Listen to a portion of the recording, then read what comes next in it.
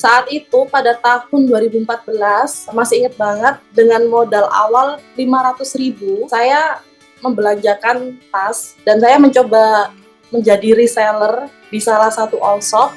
Jadi istilahnya kayak apa ya, seneng gitu loh, bisa memberi manfaat ke orang lain, bisa ada orang yang ngambil barang ke saya, dijual lagi. Padahal awalnya saya yang reseller, tapi saya akhirnya mempunyai reseller. Nah, saya iseng-iseng sih upload video di TikTok. Nah, dari satu video itu kebetulan videonya FYP, Kak. Dan dari satu video itu langsung pecah telur, sehari dapat 1.000 orderan. Kalau produk harian yang terjual sih antara 2.000 sampai 5.000, Kak.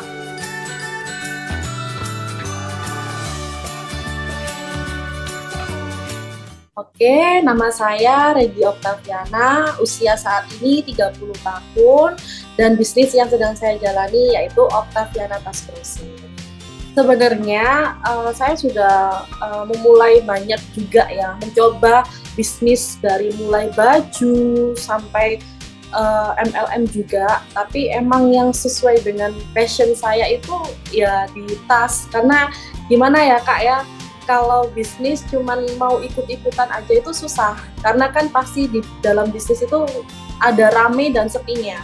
Nah, di saat sepi kalau udah bosen ya udah kita tinggalin. Tapi kalau emang kita passion dan karena keadaan juga sih Kak, waktu itu emang karena kondisi ekonomi keluarga yang sangat memprihatinkan, sehingga saya mencoba untuk mencari peluang bisnis. Saat itu pada tahun 2014, masih ingat banget, dengan modal awal 500.000, saya membelanjakan tas dan saya mencoba menjadi reseller di salah satu all shop. Saya jual ke tetangga, ke teman kuliah. Antusias mereka sangat luar biasa.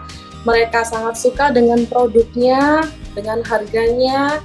Dan pada saat itu saya berpikir, kalau saya hanya jual ke teman-teman, ke tetangga, bisnis saya pasti hanya seperti ini. Sedangkan saya ingin banget memberi keluarga saya itu manfaat, dan saya juga bisa dibilang pada saat itu adalah tulang punggung keluarga. Karena pada saat saya SMA, bapak saya sudah meninggal. Dan pada saat itu juga kami masih belum punya rumah ataupun tabungan. Jadi benar-benar keadaan ekonomi kita itu di bawah standar sekali. Saya pasarkan di Facebook, di BBM, lalu lambat laun mengenal Instagram, saya juga promosikan di Instagram, dan saat itu sih saya juga mempunyai reseller ya. Saya bisa order barang ke supplier lebih banyak, sehingga saya bisa mendapatkan harga lebih murah dan bisa memberi reseller saya harga potongan yang lebih murah juga buat dijual lagi. Oktaviana Tas Grosir adalah bisnis UMKM yang berjualan tas wanita. Jadi lebih ke fashion wanita masa kini, yang harganya itu siapapun bisa beli karena emang murah, insya Allah dengan kualitas yang bagus ya. Untuk range harganya itu mulai dari 30.000 sampai 50.000-an aja. Lokal Kak, kita produksi sendiri. Jadi kita itu kenapa sih harga tas Oktaviana Tas Grosir itu bisa di harga 30 sampai 50.000? Itu kan cenderung murah ya Kak ya, dengan produk yang nggak kalah dengan impor, karena kita itu mendatangkan bahan dalam skala besar dan aksesoris itu juga dalam skala besar. Jadi Oktaviana Tas Grosir itu benar-benar support untuk konveksi penjahit yang ada di Jawa Timur. Kalau boleh tahu, udah ada berapa pengrajin tas ya yang kerja sama Oktaviana Tas Grosir sekarang? Alhamdulillah untuk saat ini ada 35. Dan satu konveksinya itu bisa memperkerjakan 20 sampai 60 tenaga harian. Berarti bisa satu konveksi bisa produksi berapa tas, Mbak? Untuk seminggu itu kapasitas itu bisa 500 sampai 3.000 tas. Kalau karyawannya Mbak Regi berapa sekarang? Kalau tahun 2014 awal mula saya sendiri yang mengerjakan Kak semua. Tapi berhubung saya kan ada kuliah juga, jadi saya memperkerjakan satu orang teman. Ingat banget waktu itu gajinya cuma 600.000, dia mau nggak apa-apa wes daripada nganggur gitu katanya. Ya emang kan waktu itu juga gaji 600.000 aja khawatir nggak bisa bayar. Tapi berkat apa ya? Ya berkat kebaikan Tuhan juga sih sama saya bisa melalui proses itu, akhirnya orderan makin rame, nambah-nambah. Waktu tahun 2021 nih Kak, waktu sebelum kita join di TikTok itu jumlah karyawan sekitar 10 Kak. Iya. Dan alhamdulillah kita lebih nambah gudang juga Kak, alhamdulillah. Jadi nggak hanya staff aja yang ditambah. Untuk saat ini alhamdulillah Kak, dari dulu awalnya 10 orang, sekarang bisa 65 orang. Jadi istilahnya kayak apa ya, seneng gitu loh, bisa memberi manfaat ke orang lain. Nah untuk memanage finansial itu saya sebisa mungkin ya Kak ya, untuk tidak berhutang. Karena saya pernah mengalami kayak ada di dalam lingkaran hutang. Ya, jadi itu benar-benar sangat tidak bisa berpikir jernih, tidak bisa mencari inspirasi, inovasi, karena pikiran kita bagaimana cara menutup hutang, bagaimana mendapatkan omset yang besar, hanya itu aja. Jadi sebisa mungkin saya untuk tidak berhutang dan memutar bisnis saya dengan uang yang saya punya saja. Jadi pada saat waktu itu saya itu berhutang pada supplier tas. Nominalnya besar, miliaran. Dan alhamdulillah bisa saya tutup ya waktu tahun 2020-an. Kita disuplai, akhirnya notanya menumpuk Kak, tapi tidak sesuai dengan setoran yang saya berikan ke supplier. Akhirnya saya terlilit hutang dan pikiran saya nggak bisa jernih Kak, dan itu juga membuat bisnis saya itu diambang kebangkrutan juga pada saat itu. Berarti itu di titik terendahnya Mbak? Betul sekali. Jadi waktu tahun 2021 itu bisa dibilang titik terendah sih, dan dimana saya bisa menemukan jalan buat bisa berjualan secara retail di TikTok. Nah, untuk bergabung di TikTok Shop-nya itu saya pada saat itu pada tahun 2021 bulan 9. Nah, saat itu kan waktu Covid ya Kak ya. Itu bener-bener penjualan itu lagi turun. Nah, saya iseng-iseng sih upload video di TikTok. Nah, dari video itu, satu video itu kebetulan videonya FYP Kak, dan dari satu video itu langsung pecah telur, sehari dapat 1000 orderan, padahal videonya cuman iseng banget, dan alhamdulillah langsung dapat 1000 orderan. Nah itu langsung saya tuh kayak kaget gitu. Sebelum kita masuk ke TikTok itu kita lebih fokus ke grosir sih Kak ya. Jadi kita itu supply ke butik-butik, ke toko-toko offline. Nah semenjak Covid itu kan banyak sekali toko-toko yang pasar-pasar yang ditutup Kak. Jadi kita itu bener-bener kayak udah gimana ya, stres banget. Gimana ini penjualan kayak gini?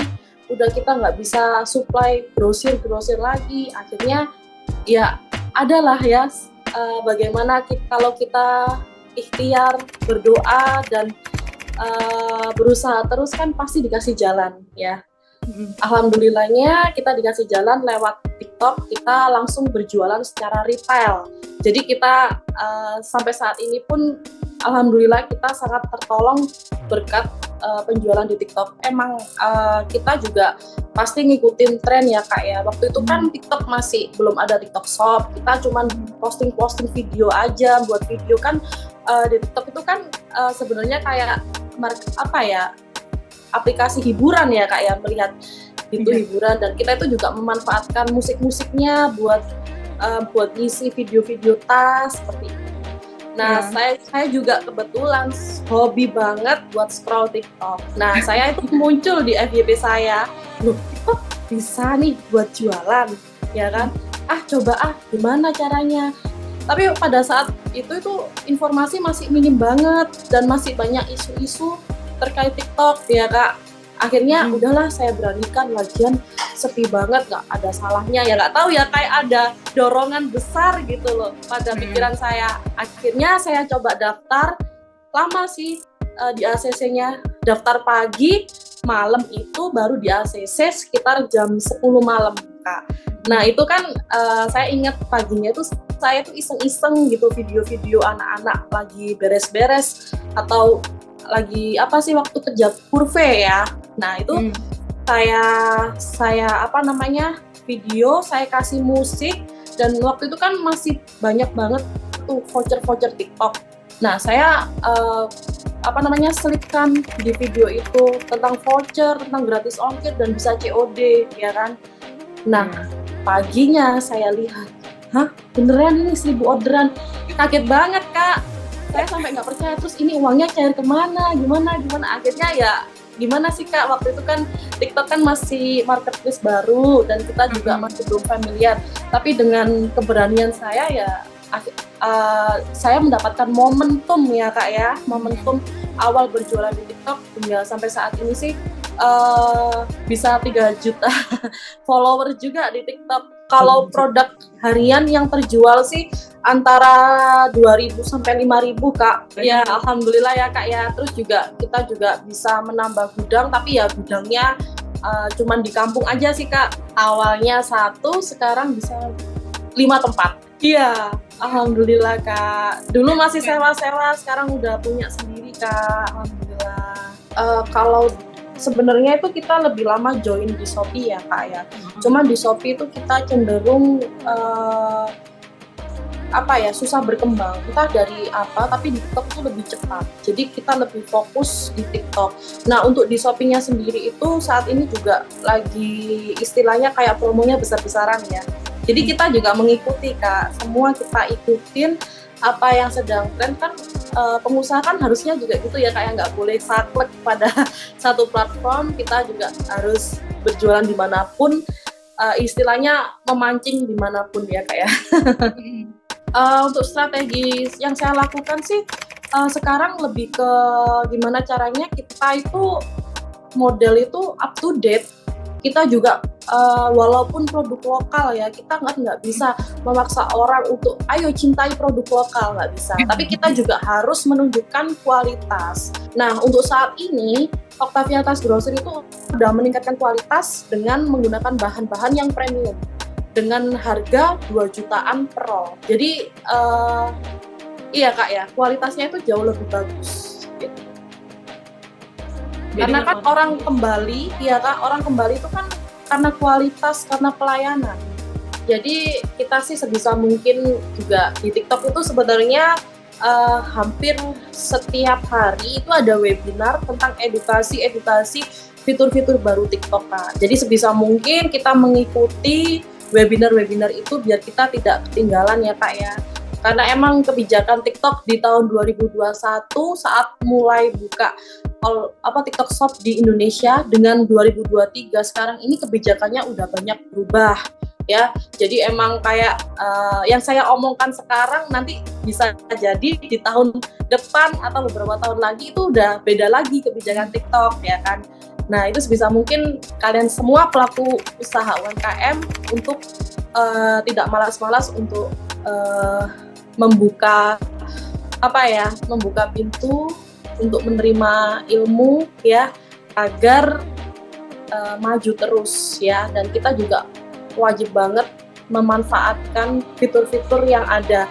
Kalau yang saat ini yang sedang saya jalani itu melakukan live streaming lebih dari 18 jam sehari, membuat konten minimal 6 konten sehari. Ayo kalau bisa kalian lebih dari saya. Gitu. Kalau ada promo-promo gitu rugi nggak sih Mbak? Kepo nih. Iya. Maksudnya kan banyak promo-promo juga, terus ada gratis ongkir juga, nah gitu. Iya.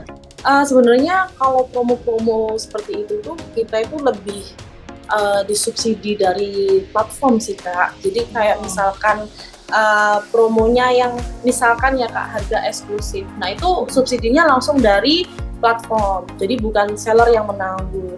Tapi kalau misalkan contohnya kayak tas gratis atau misalkan tas 17.000 itu emang dari pihak seller yang menanggung. Tapi kalau dibilang rugi, ya pasti rugi, tapi kita emang mengejar traffic ya Kak ya. Bagaimana caranya kita memberi kepercayaan penonton, customer, kita nggak apa-apa lah ngasih tas gratis. Toh juga kita penjualannya juga banyak dari para penonton, ya kan? Seperti itu sih pandangan saya sebagai seller. Saya soalnya emang suka banget kayak ngasih tas harga 17.000, harga 9.900, atau bahkan sekarang itu 0 rupiah. Iya, jadi ya kita emang mencari traffic ya Kak ya, dan kepercayaan audiens seperti itu. Tadi kan dibilang ada penjualan retail juga yang mana offline kan berarti. Dari penjualan online dan offline ini lebih gede mana Mbak? Tentu lebih gede online dong Kak. Oh, kalau dibandingkan berapa per berapa nih Mbak? Sekitar 80% ke 20%. Iya. Jomplang sekali ya. Kalau boleh tahu sekarang nih omsetnya gimana sih Mbak? Ya kalau dihitung-hitung ya Kak ya, alhamdulillah kita bisa naik 200% Kak. Dari itu ya Kak ya, dari sebelum saat tahun 2020, 2021 awal-awal. Paling besar sih di 2022 ya Kak ya. Cuman kan sebagai pengusaha kita juga tetap optimis ya Kak ya, dan mengeluarkan inovasi-inovasi terbaru, cara-cara marketing, gimana caranya biar tetap tidak tergeser ya Kak ya. Segitu sih kalau saya.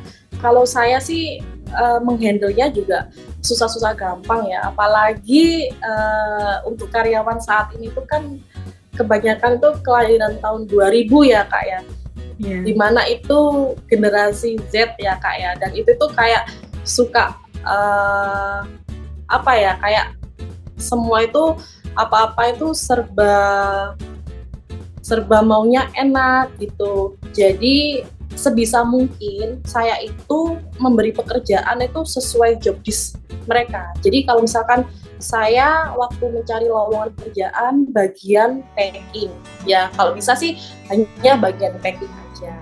Kalau misalkan dia menyalahi aturan akan ada SP.